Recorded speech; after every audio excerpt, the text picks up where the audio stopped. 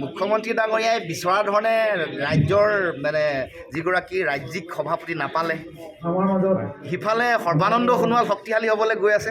গতিকে হিমন্ত বিশ্ব শৰ্মাই একেবাৰে গোটেই নিজৰ যিটো মানে ভাৰসাম্যতা হেৰুৱাই, ক্ষমতাত মতলীয়া মানুহ, ক্ষমতাৰ ৰাগীত মতলীয়া হৈ থাকে, ভাৰসাম্যতা হেৰুৱাই নিজে নকৰিব লগা কাম, নিজে নক'ব লগা কথা এইবোৰ কৈ আছে। এইটো এটা আভ্যন্তৰীণ নিৰাপত্তাৰ বিষয়ত ছিৰিয়াছ, মুখ্যমন্ত্ৰীতকৈ বেছি দেশৰ ইণ্টেলিজেঞ্চ, দেশৰ আৰ্মি, দেশৰ হোম মিনিষ্ট্ৰী, দেশৰ মানে ডিফেন্স মিনিষ্ট্ৰী আৰু দেশৰ এক্সটাৰ্নেল এফেয়াৰ্ছ মিনিষ্ট্ৰী। গতিকে এইটো কথা কি মুখ্যমন্ত্ৰীয়ে কমেডি কৰিব খুজিছে? তাৰমানে মুখ্যমন্ত্ৰীয়ে এইটো হাস্যৰসৰ মানে যোগান ধৰিছে অসমৰ ৰাইজক।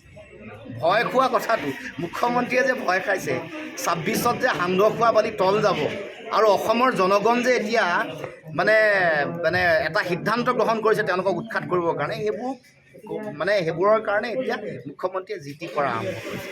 ইফালে দিল্লীত সৰ্বানন্দ সোণোৱাল শক্তিশালী হ'বলৈ গৈ আছে, এফালে অসমত তেওঁ বিচৰা ধৰণে তেওঁ ৰাজ্যিক সভাপতিক নাপালে। তাৰ পাছত যিটো হয় সাধাৰণতে ক্ষমতাত বলিয়ান মানুহৰ যিটো হয়, এইটো মুখ্যমন্ত্ৰী হৈছে। হিতাহিত জ্ঞান হেৰুৱাই ভাৰসাম্যতা হেৰুৱাইছে, সেইকাৰণে যিটো কথা আৰম্ভ কৰিছে।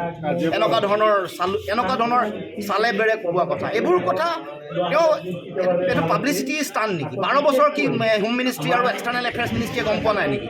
দেশৰ ইণ্টেলিজেঞ্চ এনে আছে নেকি? দেশৰ তেওঁ কি গৃহমন্ত্ৰী আৰু হেৰিতকৈ ওপৰত নেকি? তেওঁ ছুপাৰ তেওঁ হোম মিনিষ্টাৰ নেকি? যিবোৰ বিষয়ে অৱতাৰণা কৰিছে হাস্যকৰ, মানুহে হাঁহিছে। অসমৰ যিসকল কনচিয়াছ মানুহ, যিসকলে কথাটো তেওঁক মূল্যমৰ্দন কৰি থাকে, যিসকলে সাম্প্ৰদায়িক ৰাজনীতিৰ নামত বলীয়া হৈ থাকে, অন্ধ হৈ থাকে, তেওঁলোকে ৰস পাইছে। বাকী ৰাইজে হাঁহিছে মুখ্যমন্ত্ৰীৰ কামটো।